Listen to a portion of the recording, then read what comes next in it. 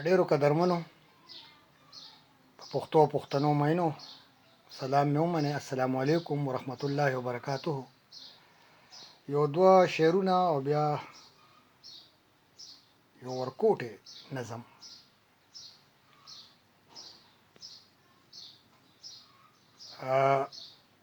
روڼ مستقبل راته ولاړ د غیږ پرانستې شانتې،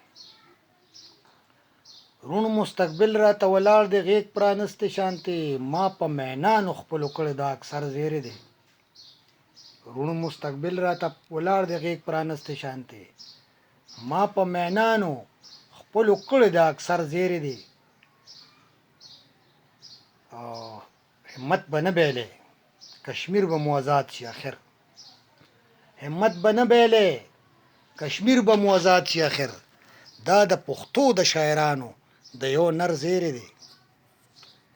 او دا نظم دی ورکوټ شانتی چې د یو مرام تکل کې، د یو مرام تکل کې د ازادۍ په خاطر، د یو مرام تکل کې د ازادۍ په خاطر، د سوکالۍ د پاره د خپل شناخت په خاطر، داسې پړوان دي درومي اډو په شا نه ګوري، په سپین میدان اوس پلي، په سپین میدان اوس پلي، دا د کشمیر ښاغلي خپل بشري حقوق ګټل غواړي، خپل بشري حقوق ګټل غواړي، ځان له جنت آزادول غواړي.